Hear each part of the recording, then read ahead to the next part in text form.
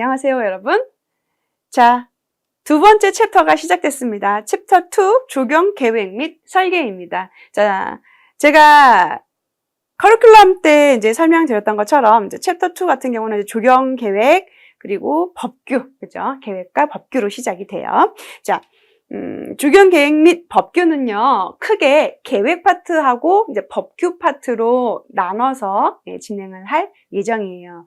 그래서 항상 조경 계획 시작하기 전에 제가 기본 맥락을 잡고 시작을 해요. 자, 일단 조경 계획 및 법규에 있어서 세 가지 포인트 잡아드리고 설명드리도록 할게요. 자, 계획과 법규 이제 구분해서 말씀드리자면, 자, 계획 같은 경우는 주로 말 그대로 계획 과정의 세부 항목들에 대해서 세부 항목들을 다루는 내용들이다라고 보시면 되세요.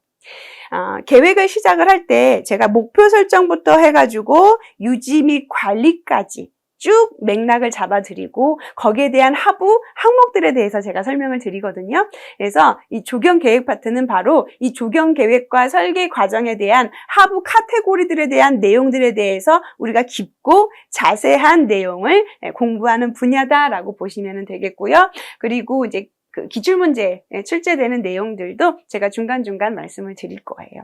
자, 그리고 이제 법규인데요. 조경계획 법규 같은 경우는 법규가 몇 가지가 정해져 있어요. 그래서 아마 기출문제 분석해보신 분들이라면은 아시겠지만 조경계획 같은 경우는 기본적으로 나오는 법규들이 바로 국토계획 이용에 관한 법률, 그리고 도시계획 관련된 법률이죠.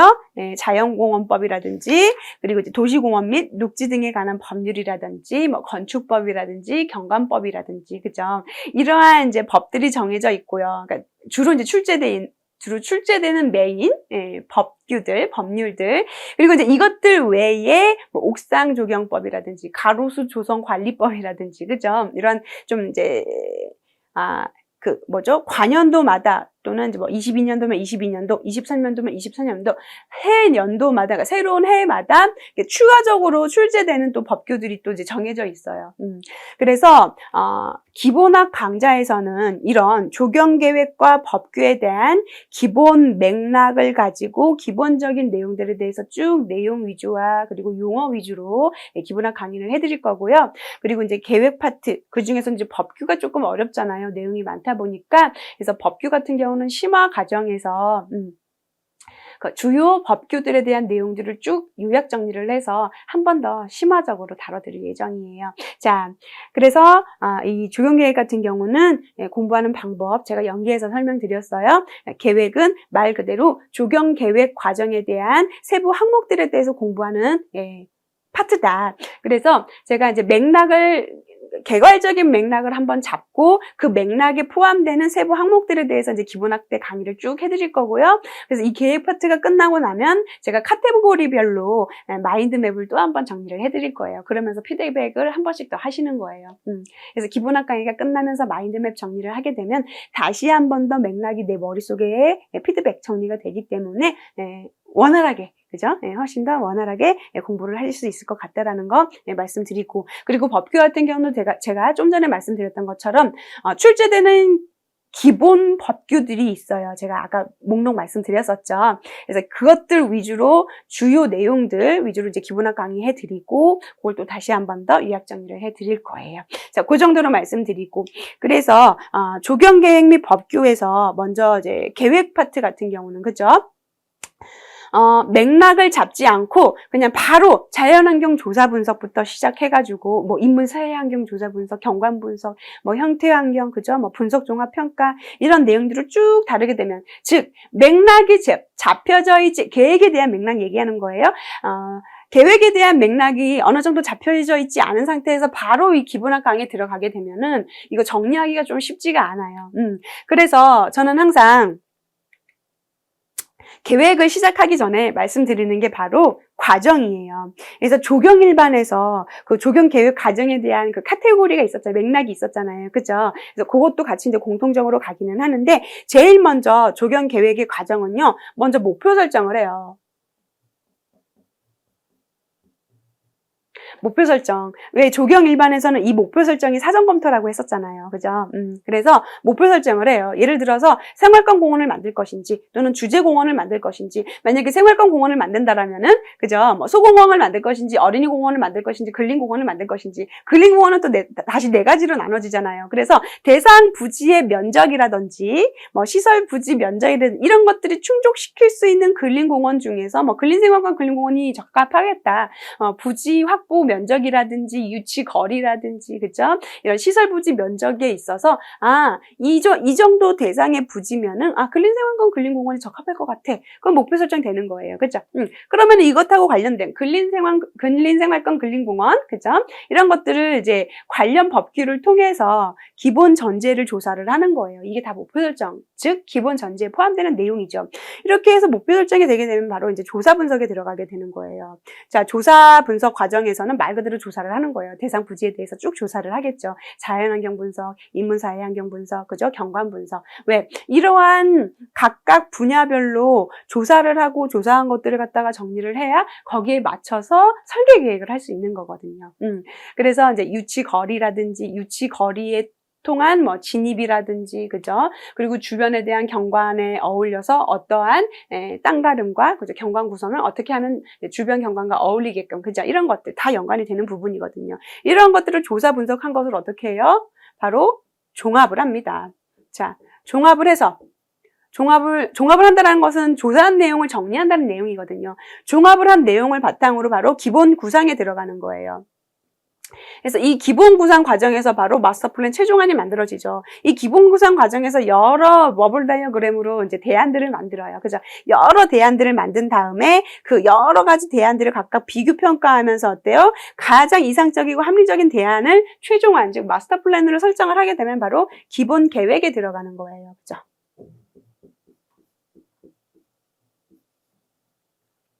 그래서 이 마스터 플랜 최종안을 바탕으로 해서 세부적인 기본 계획에 들어가게 됩니다. 땅가름이라든지 교통동선이라든지 그렇죠? 시설물 배치 계획이라든지 식재 계획이라든지 하부구조 계획이라든지 예산집행 계획이라든지 이런 것들이 세부적인 계획들이 들어가는 단계. 이렇게 기본 계획이 끝나고 나면은 바로 평가를 하게 돼요. 무슨 평가? 환경 평가를 하게 되죠. 환경 영향 평가라고 해가지고 사전 평가와 이용 후 평가를 하게 되는데 이게 바로 법규와 관련된 내용이었어요. 그죠?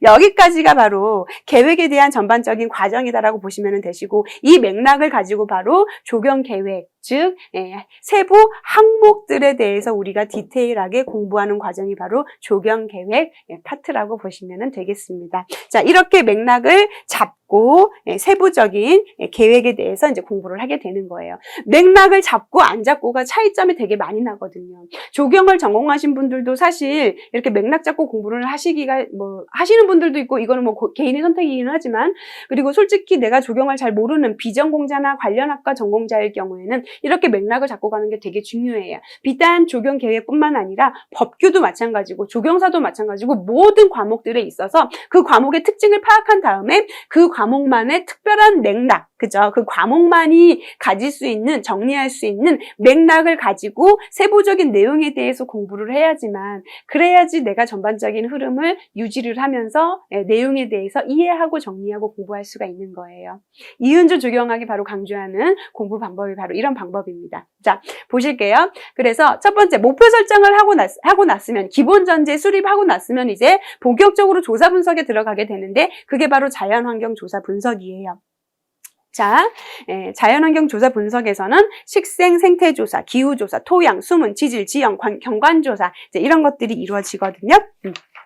그래서 자, 이러한 이제 조사들이 이루어지는데 이제 식생 생태는 말 그대로 조경 계획 대상 부지의 기존 식생 형태가 어떤지 조사하는 것들. 그래서 여기에서 우리가 이제 공부하는 것들은 각종 군락 측도 그리고 표본 조사에 대해서 알아볼 거예요. 자, 이러한 식생 생태 조사, 즉 기존 식생이 어떤지 상태에 대해서 조사를 하게 되면은 이제 기후 조사 들어가게 되죠. 왜? 이 기후 조사는 식생은 기존 식생을 보호할 것인지 기존 식생을 보완할 것인지 추가할 것인지를 우리가 이제 계획 파트에서 이제 참고를 하기 위해서 식생조사를 하는 것이고, 그리고 두 번째 기후조사 같은 경우는 뭐하고 밀접돼요? 그쵸? 식생하고 밀접이 되죠. 그래서 기존 식생뿐만 아니라 제가 뭐라 그랬어요? 조경 같은 경우는 건축과 토목과 유일하게 조경이 다른 점은 똑같은 국토개발 분야이지만 조경 같은 경우는 유일하게 살아있는 식물을 다루는 분야라고 했어요. 그렇기 때문에 기후조사, 기후하고 토양하고 수문이 되게 중요하거든요. 그래서 기후 같은 경우는 연평균 기온이라든지, 그죠? 뭐 일사량인지, 일조량인지, 그죠? 미기후는 어떤지, 동결심도라든지 이런 것들 되게 중요하거든요. 기후조사.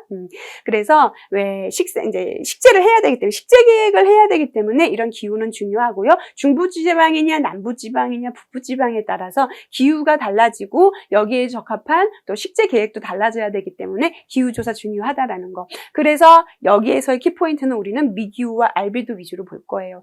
의외로 거의 대부분의 수험생들이 이 알베도를 되게 헷갈려하세요. 어려워하세요. 네, 그래서 이 부분에 대해서도 제가 집중적으로 설명을 해드릴 거예요. 기본학 강의 시간에. 그래서 특히 이제 계획 파트, 법규도 마찬가지지만 계획에서는 되게 용어들이 여러 가지가 나와요. 뭐 알베도라는 용어들도 나오고, 그리고 뭐 탄소 동화작용이라든지 광합성이라든지, 그죠? 풍동 현상이라든지 이러한 그 계획 파트에서만 볼 법한 그런 전문 용어들, 조경 용어들이 나오거든요. 그런 이제 용어들을 하나씩 쉽게 풀어서 설명을 해드리면서 개념을 잡아드리면서 그렇게 내용에 대해서 강의를 해드릴 거예요. 자, 그리고 이제 세 번째 토양도 중요해요. 조경 수목에 있어서, 수목은 살아있는 생물이잖아요. 네, 조경 수목에 있어서 가장 중요한 게 기후, 토양, 그리고 수문, 그리고 이제 광이거든요. 그래서 자연환경 조사에서는 이 세 가지가 조경 수목하고 식물하고 직접적인 관련이 있다라는 거죠. 토양 같은 경우는 토양도도 물론 중요해요. 그래서 우리가 이제 토양도 같은 경우는 이제 말 그대로 토양도는 뭐예요? 토양의 지도를 얘기하는 거예요. 그래서 이제 규모가 작을 경우에는 토양도를 만들지는 않지만 대상 부지나 이제 조경, 그죠? 계획 그 분야가 엄청나게 크다. 뭐 국립공원을 만든다든지 무슨 생태공원을 만든다든지 이게 부지가 어마무지하게 클 경우에는 이제 토양도도 작성을 해야 되거든요. 그래서 그 토양도에 적합한 수목 배치를 해야 되기 때문에 이런 토양도는 되게 중요하다. 그래서 이제 토양도에서는 뭐 계략 토양도, 뭐 정밀 토양도 이런 것도 배울 거고요. 그리고 이제 토양의 단면이라든지 토양의 뭐 구조라든지 뭐 산도, pH죠.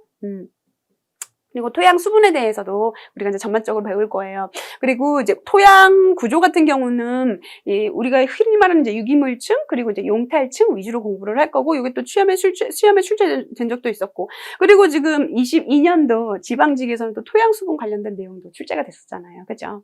그래서 이런 내용들 위주로, 중요 내용, 출제되었던 내용들 위주로 강의를 해 드릴 거고, 그리고 수문이라는 것은 물이 들어오고 나가는 것. 그래서 중요해요, 수문도. 그래서 이 토양이 이용할 수 있는 모관수 위주로 공부를 할 거예요. 자, 그리고 이제 수문조사 끝나고 나면 물이 들어오고 이제 나가는 이런 수문조사, 그리고 이런 토양 내용들, 그리고 이제 지질조사. 지질이라는 것은 말 그대로 지질이에요. 그죠? 그래서, 지질에는 주요 이제 암석들을 포함을 하고 있는데, 이런 암석의 종류와 특징 정도로만 살펴볼 거고요. 그리고 이제 지형조사라는 것은 뭐를 만들기 위한 조사? 그죠? 지형도를 만들기 위한 조사죠. 우리가 프랑스처럼 평면식, 그죠? 평면에다가 이제 조경을 할 경우에는 크게 이런 지형도가 문제되지는 않아요. 근데 이제 우리나라 같은 경우나 이런 구릉이나 산악지에, 그죠? 이런 고저차가 있는, 그런 곳에, 조경을 하려면은, 그죠? 지형도를 꼭 만들어야 되겠죠. 그런 개념으로 접근하시면 되세요. 그래서 지형도를 만들기 위한 지형조사에는 어떤 내용들이 있는지 살펴볼 거고요. 여기에서 이제 주로 출제가 되는 내용들은 이 경사도를 응용을 해서 계산하는 그런 문제들이 출제가 되죠. 이론적으로도 출제되기도 하고, 그리고 계산 문제로 출제가 되기도 해요. 자, 그렇게 살펴볼 거고요. 자, 그리고 경관조사에서는요, 말 그대로 계획 대상 부지의 주변 경관에 대해서 조사를 하고, 그 주변 경관과 어우러질 수 있는 계획을 하기 위해서, 디자인을 하기 위해서 경관 조사를 하는 거거든요.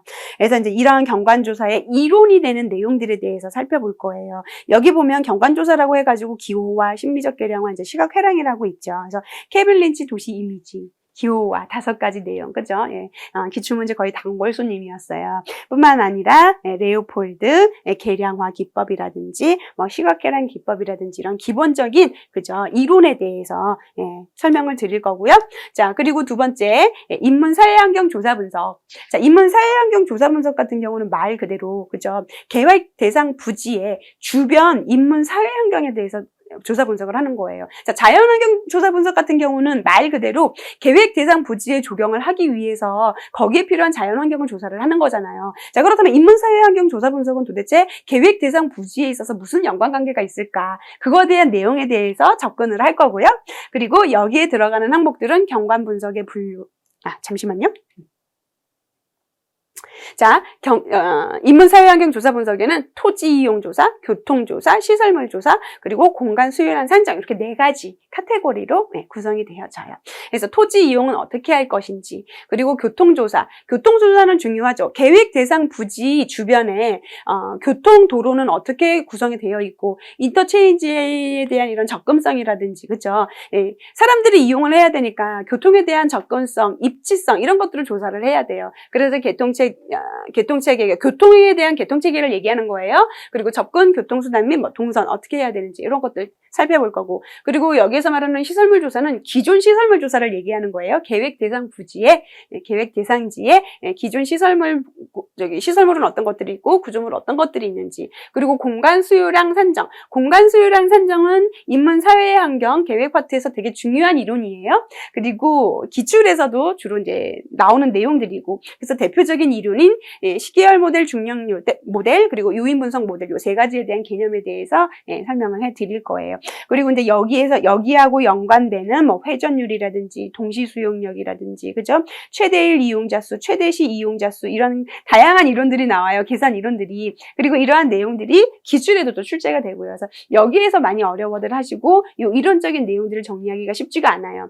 그래서 기본학에서는 이 내용들을 최대한 여러분들 이해를 잘 할 수 있도록 그렇게 강의를 해드릴 예정이에요. 자, 이렇게 인문사회 환경 조사 분석이 끝나고 나면은 또 경관 분석에 들어가죠. 자, 경관 분석은 말 그대로 주변 대상 부지에 대한 주변 경관에 대해서 조사를 하는 거예요. 그래서 경관 분석은 크게 자연 경관 분석과 도시 경관 분석 2가지로 나눠져요. 그래서 자연 경관 분석에는 그저 리트네, 산림 경관, 유형 분석이라고 해가지고 파노라믹 경관부터 일시적 경관까지 쭉 개념에 대해서 항목별로 정리를 해드릴 거고, 그리고 레오폴드의 하천긴, 그죠? 계곡같이 평가, 그리고 뭐 쉐이퍼 모델 이런 내용 위주로 이론 내용 위주로 보도록 하겠습니다.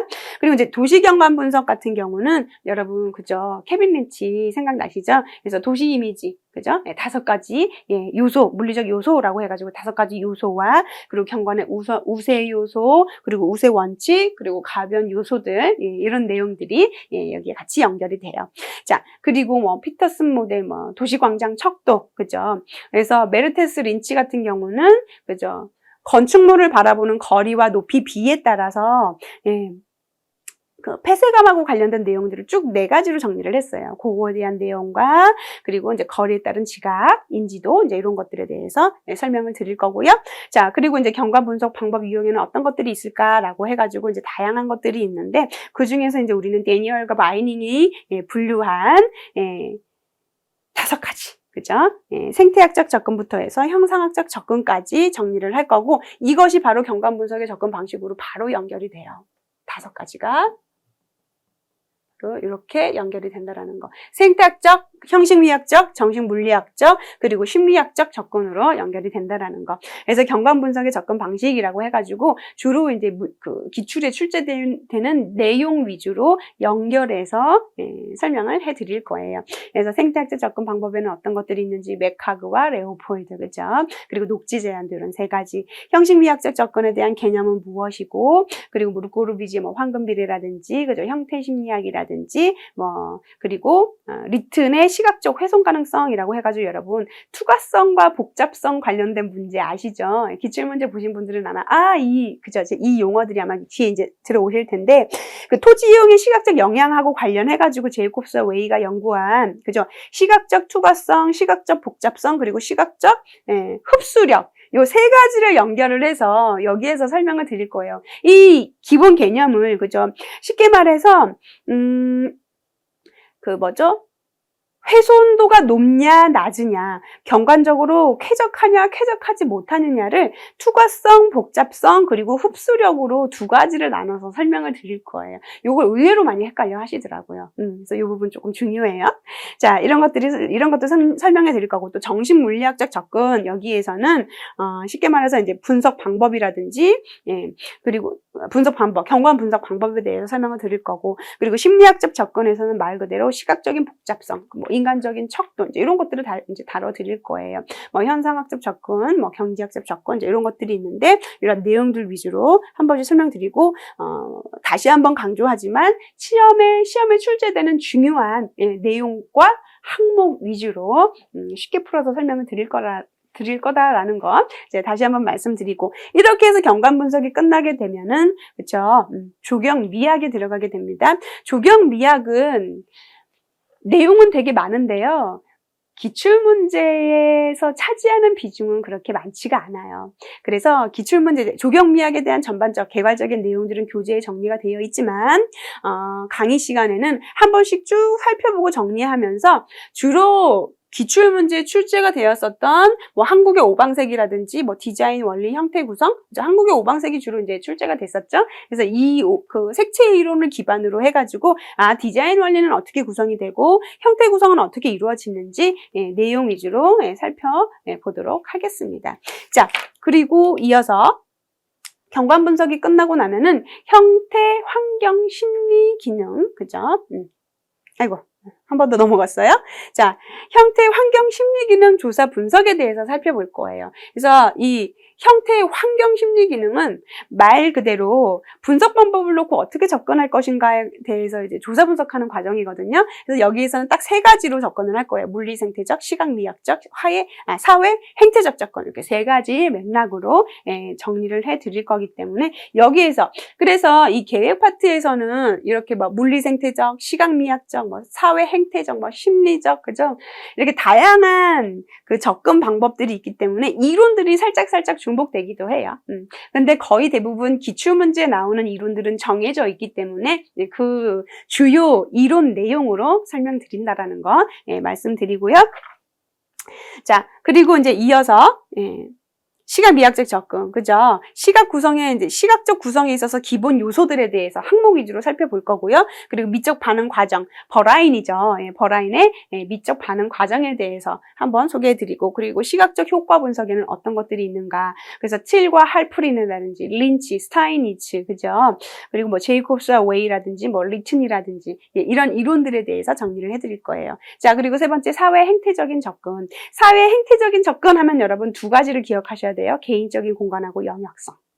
그래서 개인적인 공간 같은 경우는 이제 홀의 대인거리 분류라고 해가지고 네 가지 기출에, 그죠? 자주 나오는 내용이죠. 그리고 이제 영역성 같은 경우는 알트만의 영역성이라고 해가지고 1차 영역, 2차 영역, 공적 영역으로 나눠지잖아요. 그리고 이제 뉴먼이라는 사람은 그 영역의 개념을 그 5개의 설계에 응용을 함으로써 어때요? 범죄 발생 영역과 관련된, 그죠? 그런 영역성, 뉴먼. 이렇게 세 가지에 대한 내용 중요하니까 그 내용 위주로 정리를 해 드릴 거예요. 자, 그리고 나서 이제 분석의 종합 평가가 이루어집니다. 자, 이렇게 해서 자연환경 조사, 그죠? 그리고 사회 행태 조사, 그리고 이제 경관 조사, 이런 분석이 다 끝나고 나면은 이 분석한 내용을 가지고 종합을 하는 단계, 그리고 평가를 하는 단계가 이제 오는데, 이러한 이러한 파트에서는 이제 기능 분석에는 어떤 것들이 있는지, 설비, 이용, 경관, 토지 이용, 재해 방지에 대한 기능을 분석을 해요. 그런 다음에 그 분석한 내용을 가지고 이제 규모를 분석하게 되죠. 이러한, 그죠? 기능별로 이제 분석을 했어요. 계획 파트에서, 그죠? 기능별로 분석을 하면은 이 기능별 규모를 또 분석을 해줘야 돼요. 그죠? 그래서 뭐 예를 들어서 진입 공간이라든지 휴게 공간이라든지 운동 공간이라든지, 그죠? 뭐 다목적 공간이라든지 이런 다양한 공간량을 선정을 하고, 그리고 시간적 예상 규모, 이런 토목적인 입장에서 규모를 분석을 해요. 그래서 이용도가 높고, 그죠? 공간량이 많고, 그리고 이제 토목적인 이용 가치가 높은, 이런 곳은 어때요? 많은 면적을 확보를 해야 되겠죠. 그래서 목적에 따라서, 기능에 따라서, 그죠? 규모를 결정을 짓는 거예요. 땅 가른 단계에서, 그죠? 그렇게 해서 규모를 분석하게 되면 어때요? 구조를 분석하게 돼요. 그래서 이용 구조는 어떻게 이용할 것인지, 그리고 형태 분석, 그죠? 토지 이용, 지표면, 수면, 식재 등 어떻게 형태를 분석을 해서 어떻게 이용을 할 것인지에 대한 계획이 반영이 되는 것이고, 그런 다음에 마지막으로 종합을 해요. 분석 단계를 통해 종합 단계에서는 분석을 하고 기본 구상, 기초 자료를 만들게 되는 거죠.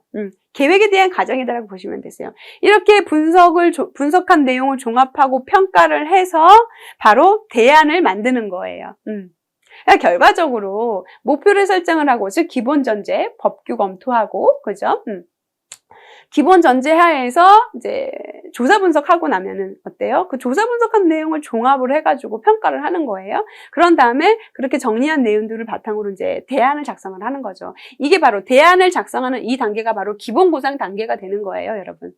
그래서 기본 구상 단계에서 어때요? 기본 구상 단계는 이제 종합한 것을 정리한 것을, 조사 분석한 내용을 정리한 것을 가지고 이제 기본 구상, 즉 여러 대안들을 만든다라고 했어요. 그래서 이 기본 구상하고 이제 대안 작성이 어떤 단계로 이루어지냐면은, 자연환경 조사 분석을 할 때 대상지를 측량을 해요. 측량을 하고, 그 측량을 하게 되면 뭐가 나와요? 현황도가 나오죠. 측량을 하게 되면은 이 측량한 것을 토대로 현황도가 만들어지는 거예요. 그래서 이 현황도를 가지고, 그러니까 현황도 부지 베이스맵이라고 하거든요. 계획 대상 부지 베이스맵이라고 하는데, 이 베이스맵을 통해 가지고 이때는 이제 스케일이 있어요. 부지 외곽에 대한 스케일이 있고, 이제 축척이 있고, 이제 방위가 있겠죠. 요 현황도를 바탕으로 해가지고 대안 1, 2, 3, 4, 5, 6 이런 식으로 여러 대안들을 만드는 거예요. 여러 대안들을 만들고 각각의 대안들을 각각 평가를 하게 돼요. A 대안 평가하고 B, C, D, E, F, 뭐 1, 2, 3, 4, 5, 6 다양한 대안들을 각각 비교 평가해가지고 그 중에서 가장 이상적이고 합리적인 대안을 최종안, 즉 마스터 플랜으로 선정을 하게 되는 거죠. 이러한 과정을 통해서, 기본 구상 과정을 통해서 대안을 작성하고 최종안을 선택을 하게 되면 이 최종안, 즉 마스터 플랜을 바탕으로 해서 기본 계획이 들어가는 거예요. 자꾸 화면이 빨리 넘어가네? 자, 이러한 기본 구상, 즉 마스터 플랜이 만들어지게 되면, 마스터 플랜은요, 여러분, 현황도에 대한 부지 외곽에 대한 축척과 방위는 있지만 거기에 대한 이제 공간 구성이라든지, 그리고 뭐 식재 계획이라든지, 그리고 동선에 대한 계획, 이런 것들은 버블 다이어그램으로 표현을 하고, 각각에 대한 식재 계획, 그리고 공간 구성, 시설물 계획은 이제 우리가 글로 표현을 해요. 글로 표현을 하는 게 바로 이제 대안이고요, 최종안이고요, 마스터 플랜이고, 그리고 이제 그것들을 바탕으로 해서 이제 기본 계획, 즉 세부 계획이 들어가는 거예요.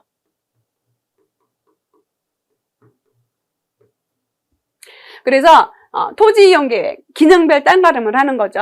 그래서 디테일하게 들어가는 거예요. 최종은 마스터 플랜을 바탕으로 해가지고 이제 디테일한 계획이 들어간다.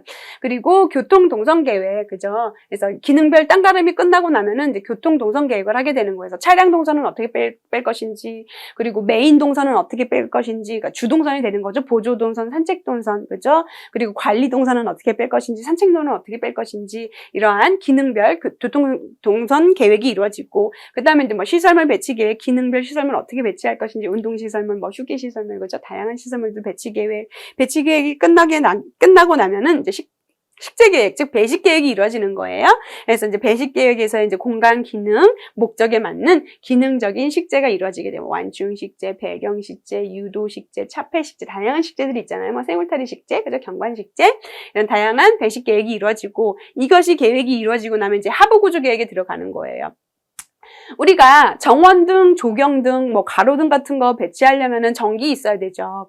그리고 이제 뭐 분수를 만든다거나 벽천을 만든다거나, 그죠? 바닥 분수라든지, 그리고 식물 관리를 위한 관수 시스템 만들려면은 수도가 필요해요. 그죠? 뭐 상하수도, 그러니까 하수도도 필요하고, 그죠? 배수를 해야 되니까. 그리고 뭐 가스라든지 이러한 다양한 공급 처리 시설에 대한 계획이 이루어져야 되고, 마지막으로 예산 집행 계획이다라고 해가지고 실행 계획 어떻게 할 것인지. 그래서 예산 집행 계획 같은 경우는 말 그대로 공사 금액은 이만큼이 필요한데 초기에 공사를 할 때 규모가 많이 필요하니까 뭐 선급금은 얼마큼 필요할 것이고 뭐 준공금은 얼마큼 필요할 것이고 기성금은 얼마쯤 비율을 정하기도 하고 뭐 투자 계획이라든지 투자 유치 계획이라든지 그죠? 그리고 이제 공정표는 어떻게 만들 것인지 이러한 것들 예산 집행 계획이다라고 보시면 되세요. 이렇게 단계별로 순서별로 기본 계획 어떤 맥락으로 진행이 되고 이 내용들은 어떤 것들이 있는지 세세하게 설명드린다라는 거 말씀드리고요.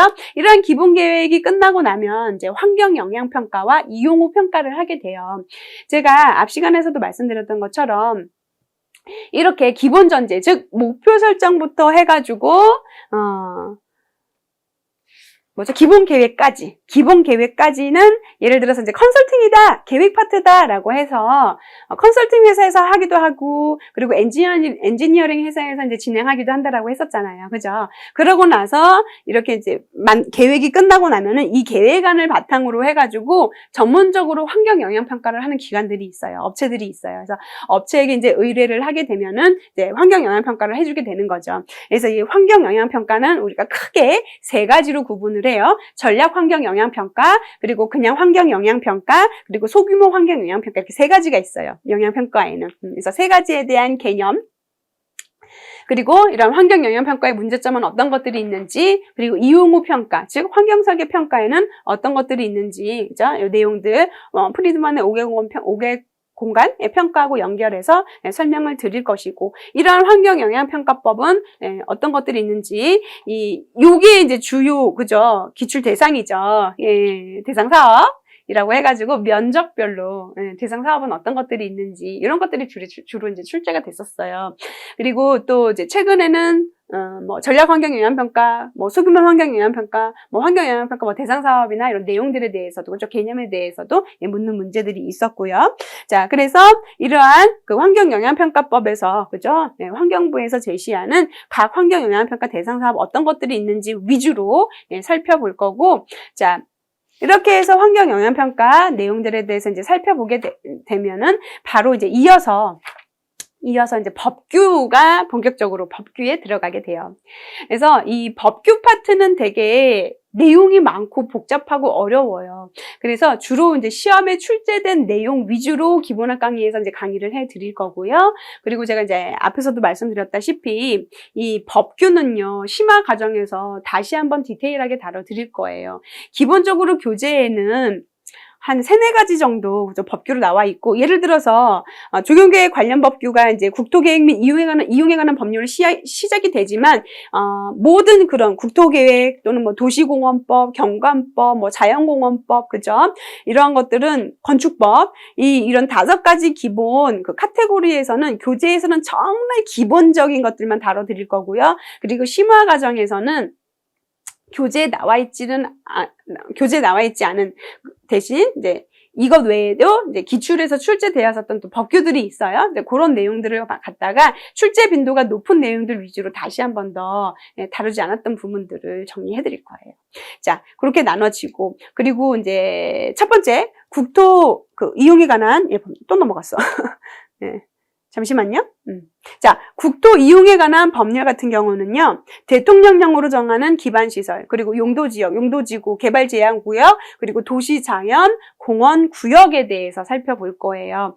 그리고 이제 여러분 아마 기출문제 분석해 보셔서 아시겠지만 기반시설에 대한 내용들도 출제가 됐었고, 용도지구에 대한 내용들도 출제가 됐었고, 그죠? 이런, 그죠? 용도지역, 그죠? 용도지구, 이런 것들이 이제 출제가 됐었기 때문에 요게 또 국토계획 및 이용에 관한 법률에 대한 용도지구하고, 그리고 이제 자연공원에서의 자연공원 용도지구는 또 내용이 달라요. 이거 구분해서 봐야 된다라는 거. 그래서 국토용도 구분에 대한 용도지역 지정에 대한 내용들, 그리고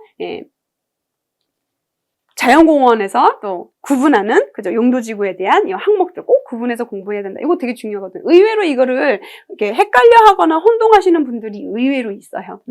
자, 그래서 이렇게 중요한 내용들 구분 지어 가면서 강의를 해 드릴 거예요. 그래서 항목 위주로 제일 처음에는 항목 위주로 정리를 해 드리고, 그 다음에 이제 정리한 항목들에 대해서 내용들에 대해서 또 살펴보는 그런 시간으로. 그래서 이러한 법규 수업은 법규 강의는 내용이 딱딱하고 많고, 그리고 길고 조금 지루한 그런 좀 특징이 있어요. 그래서 출제 내용 위주로, 그죠? 기출에 출제된 내용 위주로 정리해 나간다라는 거 말씀드리고, 이렇게 국토 이용에 관한 법률에 대해서는 이 항목들에 대해서 주로 다룰 거고, 이 항목들 위주로 출제가 되었던 것들이다. 그리고 이제 두 번째가 자연공원법상의 관련 규정이에요. 자연공원법 같은 경우는요, 크게 이제 자연공원은 국립공원, 그죠? 국립공원, 그리고 또 뭐 있어요? 도립공원, 그리고 국립공원, 그리고 지질공원이 있죠. 그래서 자연공원 종류에는 어떤 것들이 있고, 그리고 각각의 특징들, 개념들은 어떤 것들이 있는지, 그리고 국립공원 지정 절차 중요해요. 그죠? 그리고 자연공원, 용도지구, 그리고 공원 시설 종류는 어떤 것들이 있고, 지정 기준은 어떤 것들이 있는지, 이렇게 내용 위주로 살펴볼 거예요. 자, 그리고 이제 이렇게 국토계획, 그죠? 자연공원법상, 자연공원법에 이어서 이번에는 도시공원 및 녹지 등에 관한 법률. 여러분, 기출문제 분석해보시면 아마 도시공원 및 녹지 등에 관한 법률하고, 그리고 국토 이용에 관한 법률이 제일 많이 나왔을 거예요. 그죠? 이 도시공원 녹지에서 이제 주로 다루는 게 바로 도시공원인 바로 생활권공원하고 주제공원 많이 다뤘었었죠. 유치거리 면적 시설 비율. 그죠? 그게 이제 트레이드 마크인데, 자, 이러한 도시공원에서는, 그죠? 공원 녹지 기본 계획. 요것도 기출에 나왔었어요. 그래서 기출에 나온 내용 위주로, 기본학 강의를 해드릴 거고요. 뭐 녹지 설치 기준이라든지 도시공원 설치 기준이라든지 도시녹화, 그리고 공원 시설, 자연공원에 설치하는 시설물하고, 그죠? 뭐 국립공원이라든지 이런 것들, 그리고 이제 뭐 국토이용에 관한 법률에서 기준하는 뭐 시설 종류라든지 이런 것들이 살짝씩 달라요. 그래서 그거 구분해서 공부하셔야 된다라는 거 한 번 더 말씀드리고, 그리고 도시공원 설치 및 규모의 기준도 되게 중요하죠. 그래서 유치 거리, 그리고 시설 면적, 그리고 전체적인 확보해야 될 부지 규모, 이런 것들 위주로 공부를 해야 된다라는 거. 그리고 이제 녹지 활용 계약, 그리고 녹화 계약에 대한 개념들도 중요하고 여기서 다룰 거고요. 그리고 또 한 가지 여러분들이 이제 공부하시면서 이 법규 관련된 내용 중에서 또 한 가지 이제 혼동하기 쉬운 게 뭐냐면은 도시공원의 점용 허가와 그리고 도시자연공원 구역의 이런 점용, 행위 제한을 많이 헷갈려 하세요. 그래서 이거 구분해가지고, 강의해 드릴 거예요.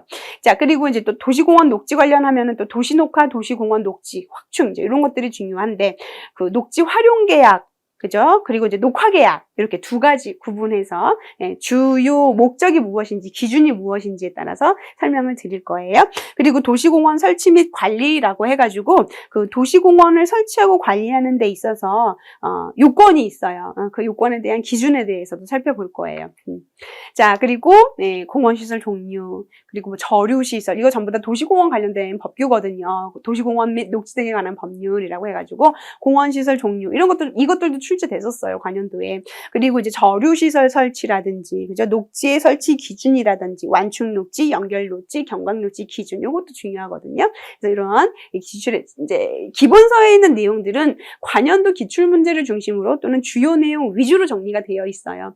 그래서 그 내용 위주로 설명을 드릴 거예요. 자, 그리고 이어서 이제 우리가 다루게 될 것이 바로 건축법이에요. 자, 건축법은 대지 조경으로 되게 유명하죠. 그래서 대지 조경 위주로. 그리고 이 대지 조경에 대한 조경 등의 조치 기준이라고 해가지고, 뭐, 연면적 합계가 얼마 이상인, 뭐, 부지에 대해서 대지 면적의 몇 프로 이상 조경을 해야 돼. 이런 기준들. 관련된 문제가 또 얼마 전 지방직 문제에도 출제가 됐었어요. 그렇죠? 그래서 이런 내용들.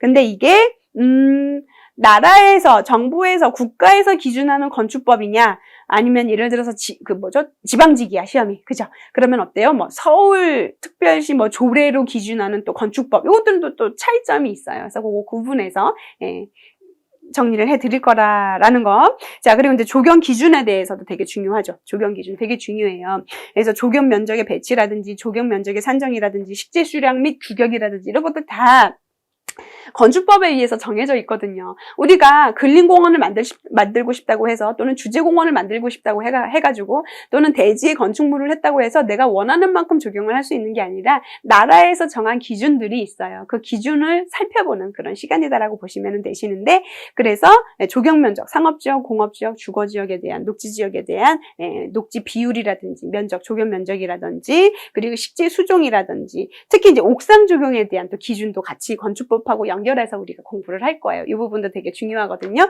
옥상 조경 같은 경우는 피복 산정 비율에 대해서 또 최근에 지방지기에서도 출제가 됐었어요. 그래서 주요 내용 위주로, 기출 내용 위주로 공부를 할 거고, 그리고 이제 도시농업 관련된 법률, 수목원 및 정원 조성 관련 법률도 살펴볼 거예요. 여기 나와 있나? 그쵸. 여기 수목원 정원 조성, 진흥 관련 법률, 산림자원 조성 및 관리에 관한 법률이라고 해가지고 여기에서 이제 주로 출제됐었던 항목 위주로 정리를 해드릴 거예요. 특히 이제 국가정원 같은 경우, 그죠?